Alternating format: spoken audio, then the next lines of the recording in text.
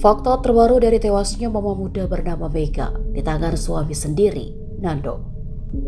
Kasus ini sebelumnya terjadi di Cikarang Barat, Bekasi dan menjadi sorotan. Polisi awalnya mengungkap motif tersangka menghabisi nyawa istrinya di depan anak-anaknya. Masalah ekonomi menjadi pemicu pertengkaran pasangan suami istri tersebut hingga berujung emosi memuncak. Tersangka kemudian menghabisi nyawa ibu dari anak-anaknya. Menurut keterangan polisi, korban memiliki penghasilan lebih besar dari tersangka. Inilah yang disebut menjadi motif. Namun kini terungkap fakta baru. Kakak korban, Dede Suryana, kepada media menyebut tetangga adiknya sempat mendengar teriakan korban sebelum terjadinya pembunuhan.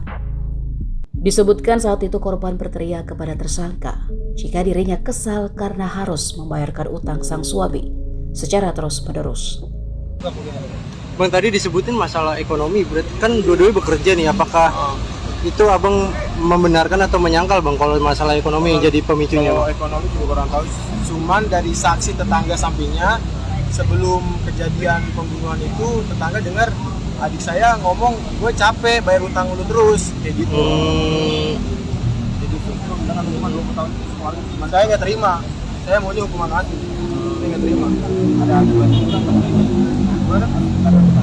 Ada, saya terus kawal terus. Sebenarnya kalau dari keluarga mah melihatnya karena dua-duanya bekerja, sebenarnya ekonominya baik-baik aja, cuman Ya, karena bisa dibilang baik-baik aja. karena punya utang tadi mungkin. Ini juga kurang. Bang, berarti setiap harinya itu mereka nitipin anak ke Orang tua saya. Tambun ya berarti ya? Iya, orang tua saya. Setiap hari tuh ya? Setiap hari. Nyampe rumah tuh jam berapa di Tambun tuh sampai jam? Jam 10, jam 11. Nah, berarti jam dijemputnya lagi jam? Iya, jam segituan, jam 10, jam 11. Dari pagi sampai jam 10 jam. Iya. Pas pada saat kejadian ada gelagat aneh nggak dari pelaku? Nggak ada sama sekali. Pokoknya pas malam Jumat itu pulang dari ibu saya jemput anak-anaknya di situ, sampai rumah mungkin dia